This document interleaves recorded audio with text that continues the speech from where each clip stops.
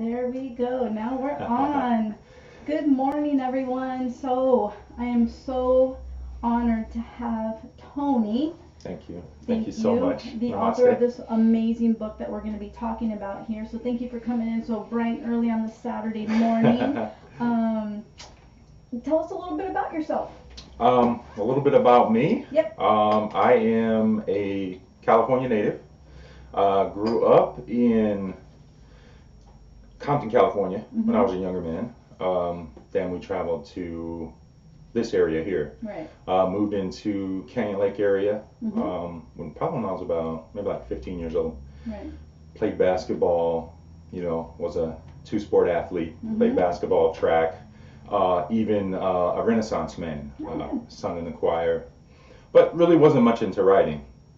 Went to college, did a lot of writing there, but mainly just to get done with assignments or get those writing requirements out the way. So it wasn't a joy. No, it was not something that you were passionate about. No. So but fast forward to 2016, I ruptured my left Achilles tendon. Oh, wow. I'm shut down, doing a lot of thinking, doing a lot of soul searching, meditating and stuff.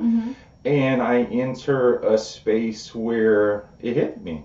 Hey, you know what? You've been reading all these books. You were tired of watching Amazon and Netflix and stuff. You've been reading all these books. Why don't you become one of these people? These writers are fascinating you, just like the NBA players, just like Michael Jordan, just like Kobe Bryant, just like Troy Aikman, Joe Montana. You are living a dream through those players. Why don't you start living a dream through an author? So that's when I decided to start writing.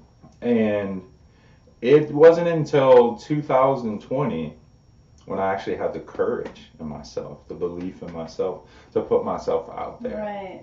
That must have been scary. It was, but you know what made it easier? What? That this website for writers, the company is called Austin Macaulay. Okay. So they had a program, like a junior writers program, a submissions program. So I was like, you know what? All right, I'm going to try it. I'm going to put myself out there. What it really was set up for is that they were marauding for new authors. Oh, wow. Yeah, a lot of these traditional publishing houses have what is called a hybrid publishing because there's so much competition in the self-publishing sector now. So they've transitioned to hybrid, which means they cover some of it and then you cover the other half. But it opens the door for a brand new author to come onto the scene. Right. It gives you the opportunity. Right. J.K. Rowling's, who, Harry Potter, who's the most famous author in the world. Right. She got rejected 13 times by traditional publishing houses. Yeah, my son's an author. Okay. And so, he knows the ins and outs of that. So, he's been rejected several times. So, we get it. Right. So I submitted through that program. I didn't know what I was doing. I didn't know what it was all about. So I submit. I hear back from them. They say, hey, Mr. Robinson, we like where you're going here. We like what you're doing. But for poetry, like a poetry book, you need 30 works to submit. For a traditional book, like a novel or something, the minimum 10,000 words. Okay, right. And then I'm thinking, okay, well, I thought this was just a junior submissions program. They're actually interested in me as a writer. Right. So right then, at that point, the universe challenged me. Right. Because I had, in 4 years, I got one work. Right. And so you had to jump in. Opportunity presented itself, and you had to jump in. The opportunity presented itself, and it was a huge challenge, but I took the challenge because of my competitive background. Right. All the sports I've done throughout my life, even as an older man. That's why I ruptured my left Achilles tendon, because I was playing basketball. Okay. So all that came into play. So I channeled that energy that I have been honing and working on all my life into this. And in a 6-month period, I created everything that's inside of this book through a devoted meditation practice, through being a disciplined writer, and pushing myself beyond the limits. So when you said, so you basically, was this information channeled through meditation? I think so. Okay. I think that a lot of the information we get to do great things when we connect ourselves to the ionosphere field, to the electromagnetic field that encompasses the earth, is a download. Right. Okay. Right. So you accomplished that through meditation. Of course. Okay. Yeah. Wow. Tell us a little bit about the field, the field that you're talking about. The electromagnetic field. What I ascribe to is energy, frequency, and vibration. Okay. Nikola Tesla talks about that. Okay. So when you separate the physical matter body and become immaterial, right? Now you enter this quantum field where there is an unlimited amount of energy, an inexhaustible amount That's of energy. Powerful. Right? You just said is. Right? The tachyon energy. Yeah. So we in a physical form, we are constantly going up against matter, against time, where we are collapsing space to get to the time. Right. When you enter the quantum field of infinite possibilities, you're collapsing time and you're ending up with infinite space. Right. You're going faster than the speed of time. It's quantum physics. Right. And that's what you accomplished through meditation. Exactly. Wow. And so when you were in your meditation, so were you like, did you have a pad of paper next to you? I mean, how did you remember this information? What did you do once you got it? You know how like it's like a dream and you wake up and you're like, oh, I wish I could remember that dream. It had nothing to do with that. It was just me getting into that space, learning how to be at one, be at peace with myself, connect to everything that's around me, use my time and my space to slow my thoughts down. Wow. Yeah. Right? And then once I was able to do that, then now I'm going back into this physical world where I'm matter. Right. And I'm able to grind it out and crunch through the process, in my life. Wow. I don't know what's up with that mic. It's okay. It has a mind of its own. Everything in this building seems to have a mind of its own. This building has a mind of its own. So tell us a little bit what the book is about. Okay, the book takes you, in my opinion, it takes you on a journey. I mean, so you have hope, you have inspiration, you have triumph over tragedy, you have romance, you have love, but then there's also the dark side of life. Right? There's some balance. Right. There's racism. Oh right? Yeah. Don't we know? Right. There's war. There's violence. There's poverty. There's homelessness. So the book is centered around the heart chakra. Okay. That's why it's titled Heartfelt. Okay. Right. I love the whole feel of it. It's like you look at it and he's resting up there, but he's a part of all of what's up there. Right. It emanates. He's like it fishing emanates down below. Right. He's fishing. He's fishing for angel numbers in a numerological sequence. So he's fishing for a golden fish in a numerological sequence. Yeah. So anytime you see that, and this is what I want people to understand, when you see an angel number in sequence, you look at a clock and it's 222, 333, 11111. It is a message from the other side. Right, exactly. A lot of people come in, they're like, what does this mean? And they're like, okay, well, I saw 111, but then, okay, well, what does it mean if I saw just 11? Does that take away because it's missing 1? And I'm like, no, I don't think so. That's the analytical mind. Yes. See, when you step into the spiritual world, right, there's the paradoxes. There's these inexplicable things that transpire that we cannot explain. Right. So you just have to accept. But in this physical world of reality, this tug-of-war world that we live in, you want to look at something and say, okay, I have to put it in this box. Spirituality is not in a box. No. It's boundless. It's endless. Right.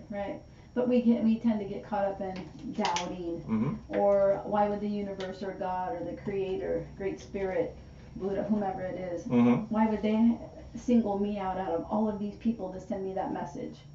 I hear a lot of that when people come in here. They're just they don't feel worthy of being sent a message, whether it's from angels or ancestors. Do you know what I mean? It's just kind of sad. I'm like, no, just take it. Just take it and hold it and just be like, oh wow. That is disheartening. Yeah, it is. It really is. But we are kind of in the habit of doubting ourselves. Right. So, yeah, we're so used to being beat down. Right. In this world. There's so much. There's so many things that tug on us to make us doubt ourselves. Right. Make us lose hope. Not be inspired. Right. Have fear. Right. Anxieties. Oh, especially right now. Right. A lot of people are fearful and, just don't have a lot of hope or a lot of faith. So, yeah, so I'm hoping, that's why I wanted you to be on here, because I'm hoping that people can pick up this book and get something out of it that resonates with them. I know I was showing it to a few people and they're like, oh, is that a children's book? Would you call it a children's book, or is it for adults, or who is it directed to? I would more or less say that it was designed to appeal to the inner child in everyone, okay. Yeah. right? Yes. We all grow up and we become these adults, but when you start dealing with some people, you realize, oh, they're just a child, right? And in the eyes of the universe, in the eyes of God, we're all just babies. Exactly. Yeah. So that's why you have the illustrations. If we look here, the very first illustration I lead off with is carnival reality. Yeah. And yeah, immediately when somebody sees this one, they're gonna say, "Oh, well, you know what? Yeah. I'm too grown for this." Right. I'm an Ivy League professor, or I graduated from Stanford, or I'm beyond that. No. You still have a child, right? There's still a child within you. You'd love to hop on that Ferris wheel and take a ride, or stand in line with some people grandpa. don't want to be childlike. No. They think that you're right, because they think that since we turn a certain age that we can't be childlike and we can't see the world through the eyes of a child in an adult body. Do you know what I mean? It's just right. like why not? That youthful exuberance that you can hold on to keeps you young. I always think of dying young as late as possible. Yeah. That's what I assign myself to. Yeah. Because you're only as young as you feel. Exactly, and that's what I tell everyone. It's just a number. There's people that I went to school with, no names mentioned, but I'll see them and I'll look at them and I'm like, they aged a whole bunch. And then they'll say, well, what have you been doing? I'm like, oh, and I got this vibe of, I love everything. I love life. I'm just who I am, and I'm still wearing my, my Vans and for sure. But they look at it like, well, you're still wearing Vans? I'm like, yeah. Well, what does that got to do with anything? Right. But in their mind, they've taken on the age of a 80-year-old person, and we're not in our 80s yet. Do you know what I mean? And exactly. They don't know how to be a child. And my someone that I know very well still dresses in all the time dress pants. And I'm like, when do you ever kick back and just, and he's like, no, you don't get anywhere by kicking back and this, that, and the other. But he looks like he's 80 years old. Yeah. You know what? And so I'm just like, wow. Yeah, I don't want to feel that way. No, but I think that he assumes that's the way that you're supposed to be when you're a professional and you're an adult. This is how you dress and this is how you behave, and there's no childlike anymore. Yeah, there's these markers that are set in place in life because of this not only fake representation of time, but unrealistic. Right. Time does not even exist. The only reason why we understand time exists is, look, okay, I got a watch. Yeah. Okay, that's a clock on the wall. Yeah. Oh, there's the calendar. That's really it. Yeah, exactly. Yeah, and that's sad though. It is. So it's nice to be able to have books like this to take us back and be childlike and look at the world through a child's eyes, because we when we were growing up, we didn't know that there were hate. I mean, when I grew up, I didn't know that there were people who didn't like Mexicans or Asians or blacks, because we got along with everyone. That's the way we grew up. Yes. Our parents never said anything different. So then when you start learning those kinds of things from other people, I'm like, where did that come from? What happened to when we grew up as kids and we just played with everyone and got along with everyone, and then all of a sudden when it comes to a part where you're just like, you don't do this anymore because you're this age, or you don't do that anymore, you don't hang out with these people. You know what I mean? It just, what happened? The division. Yeah. The separateness, Mm-hmm. which isn't what the universe is intended for us. No. That we are a part of an undivided unity. Right. So this is awesome because it does. It's very, it does take you back to your inner child. All right, it takes you on different journeys. Like if I look back at my childhood, right? I grew up in Long Beach. Mm-hmm. I grew up in Paramount. I grew up in Compton. Mm-hmm. So I'm dealing with all different ethnicities. Right. In addition to me being multi-ethnic. Mm-hmm. Then we move out here. Culture shock. Right. My first year at Temescal Canyon High School, that's where I graduated from. Mm-hmm. There's probably about 10 people that look like me. Mm-hmm. Of right. Non-white complexion mm-hmm. in the school. Right. I encounter my first fearful experience with racism in a line, just getting some pizza. Mm-hmm. A joyful kid, laughing, happy, mm-hmm. Hanging out with my friends, and I hear behind me while I'm taking a long time, because sometimes when I'm ordering, I take a long time. I hear behind me, "Hurry up, nigger." Oh my! Oh. Wow. First time I heard that before. Yeah. And I grew up in rough areas. I mean, mm-hmm. you're talking about Compton, California, right. which is an area where you were segregated, mm-hmm. right? It's a mm-hmm. low socioeconomic area. Mm-hmm. It's an impoverished area. There's projects. There's drug addicts. Right. There's single parent households. mm-hmm. There's gangs. There's violence. You have all that, but having an encounter where somebody doesn't like me just because of the color of my skin, it baffled me. Right. And yeah, that happened quite a few years ago to me and my sister and my mom at the local library. Yeah, some man in there said, "I don't want to sit in here with a bunch of Mexicans." And that was the first time that we had ever encountered anything like that. And it was pretty painful. It hurts. Yeah, and I said to my mom, "Get in the car, we're gonna follow him."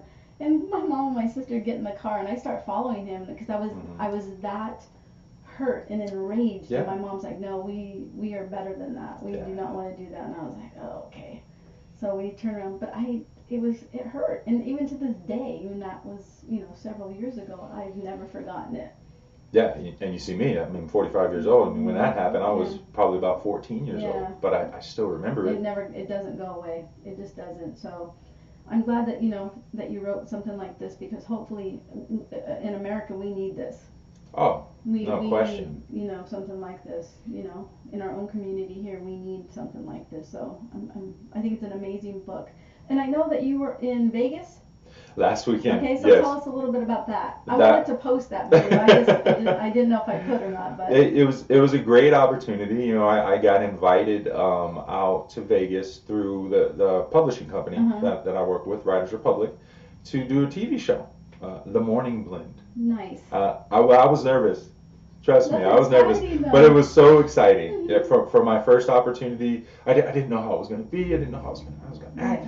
So when I got there, it's big time. Like, I'm looking around and I'm like, okay, I have to scan in, so I have to get my driver's license out and put it behind this little kiosk thing and scan in. And the lady that was at the front desk, she's behind this big glass window, and I really was having trouble getting set up. So I'm getting a little nervous. And then, but she had this British accent. She said, "You put it behind. You put it behind it." Right, not in front of it, because I'm taking my driver's license and I'm putting it on the kiosk screen. You didn't know. But it had those little instructions on the side, but for whatever reason, I wasn't reading it. No, it was really smart. You want to get that thing in there and get to where you need to be. So I get that done. They come out right away, immediately. They come out, they greet me. It's like, "Oh, okay, hey, how's it going? Okay, so come on back." And then they take me on back, and it's like, "Okay, so here's the green room over here. You're the first one here. Do you want any coffee or anything like that?" And I'm like, "Oh yeah, sure. Let me get some coffee." Like, everything is moving fast. But while I was walking up, I'm looking around. I'm like, "Wow, this is a real TV news studio. Like, there are people here to report the news, like action news. That is so wow. Awesome. So I get into the green room, get my coffee. I had this little complicated coffee machine, so I'm like sitting here. The lady had to help me with it. The technology. So we get over, and then we get to the set. And I'm seeing all the cameras, and I'm seeing the camera crew, and then there's the host, and hey, I'm really about to do this. This is really about to happen for my journey. You know, then I sit down on the couch with Jonathan after I shake his hand, and we're having a little casual conversation, and then all of a sudden, one of the ladies comes up and says, "Okay, I'm just gonna grab your coffee and take it over here." I'm like, "No, don't." and then Jonathan and I are still talking, and because I'm knowing it's about to start, right. And then he's like, "Okay, let's go." And I'm like, "But I'm not ready yet." And there's a red light on camera, and you're like, "Oh wow." Did you feel like your mind was gonna go blank? I mean, yes, that was my biggest concern, and at one point it did. Yeah. But I caught myself, you know. But I'm so proud of myself for putting myself in an uncomfortable space, right? Getting out of my comfort zone, and doing really well. For it being my first TV interview, I think I did well. I thought it was awesome. Well, now you know how I feel about doing all this, because this is all very new to me. I mean, I have to have my kids help me with anything on the computer. So for me to be able to navigate through this, but you have to push yourself, and you have to step out of your comfort zone. And that's one of the reasons why I wanted to do this. And we don't edit anything that we do here, because I know that there's people that I watched before. I've been wanting to do this, but was very fearful. Didn't know how to do it. Didn't know who could help me. And so I watched podcasts, and I would see people, you know, stumble and stutter, and mind goes blank, and I'm like, wow, I like that though, because that shows that you're a real person. Right. And that means if you can do it, I can do it. There you go. So that's why I wanted to keep all of this very raw. We don't edit anything, because this is how we started. And like you said, you know, you step out of your comfort zone, and you just jump in, take a leap of faith, and do it. So it's amazing, isn't it? It's a good feeling to know that you step out of your comfort zone and you do it. And it's exhilarating. It's it's like a rush. Yes, I did it. Yeah, it is amazing. No, that 5 minutes I was on TV, I was on air. It just went by so fast. Right. And I thought, oh, wait a minute. We've only been here for 2 minutes. I thought this was like a 5-6 minute spot. But then once I watched the video, it's close to 5 minutes. Right. But you know, when I was up there, just lost track of time. Right. Wow. Well, is there anything else you'd like to tell us about the book before we end? I mean, is there anything? Where can we find this book? First of all, where can people buy this book? Well, it's on Amazon. Okay. Writers Republic. Okay. So Writers Republic is www.writersrepublic.com /bookshop/Heartfelt. Okay. So that would be my author's website, my business website. Okay. It's also on Barnes & Noble. Oh, wow, okay. Proudly, it got accepted at Lehman's Books in Germany. Congratulations. Booktopia in Australia. And Heartfelt is being translated into French. That is amazing. Yeah. Congratulations. This is so exciting. Oh, my gosh. And then what is your Instagram? So people could go maybe follow you and see some more of your content as far as like who you are and what you do. Yeah, so I have Instagram. It's berserks_second_life because my first account got taken. Okay. So I had to create a second one. Okay. Oh, wow. Yikes. They do not help you get your account back. No, they don't. No. I learned that the hard way. Yeah. But at least we could have some people go and follow you and check you out and get to know you. And that would be I wonderful. think one of these, hopefully sometime soon, we could get you in here to do like a book signing or something like that, and of course attract some more people. But is there anything you want to add to any of this before we finish? I just want to leave with this note that, you know, you can do anything you set your mind to, but you're gonna need to believe in yourself. You're gonna need to have faith. You need to push yourself. You need to get out of your comfort zone. But in the end, you have your creation. And what I learned on this journey, that's what we were put here to do. The universe smiles down upon you when you are immersed in creation. That is what God wants us to do. Yeah. Yeah. So if I can push anybody to just whatever it is, whatever's on your heart, whatever you're passionate about, just get out there and do it. Do what you love to do. You gotta give it a shot somewhere. Mm-hmm. You know, it's one of those things that shoulda, woulda, coulda. You exactly. know, and if you don't do it, then you're gonna, years down the road, you're gonna, gosh, I wonder what would have happened if I would have written that book or opened that business. You know, so there's nothing wrong with taking a chance. You know, and failure is part of the journey as well, and that happens, and you just dust yourself off and get back up and start over again, and just pick a different scenario or path, or you know what I mean. So that's what I always tell people. You just got to take a leap of faith. Mm-hmm. You just do. So circumstance does not make the man; it reveals him to himself. Oh, I like that. I like that. James Allen. Well, thank you so much, Tony, for coming in, letting us meet you, letting the public meet you. Again, hopefully we can do this again. Of course. We'll take it to another level, and we'll bring in your brother. Yeah, bring in my brother. Yeah. My audio's coming too. I'm working on my audio book, Okay. So that will be cool. Yeah, that would. Yeah. My brother's a musician, so we can do some he music is. So there we can too. do something there together. But it's all about spirituality Mm-hmm. and growing as a person and being of service. Yes. To your brothers and sisters, the four-legged, the winged ones, the creepy crawlers, all of them, being of service. So thank you so much for allowing me to interview you today. Greatly appreciate it. Again, the book is Heartfelt by Tony Robinson, and you can find it on Amazon and also on your what was it? You have Writers Republic, Republic. Barnes and Noble, Lehman's Books, Yeah. Booktopia. It'll be easier. Antonio Demone Robinson. Yes. I think that might be why the French people want to pick it up because of that middle name. Nothing wrong with that. Whatever works. No, right? it's the romance in there. Don't forget, ladies, it's romantic. Yeah. Well, thank you so much. Greatly appreciate you, and thank you again. And thank you again for listening. Greatly appreciate you. Thanks.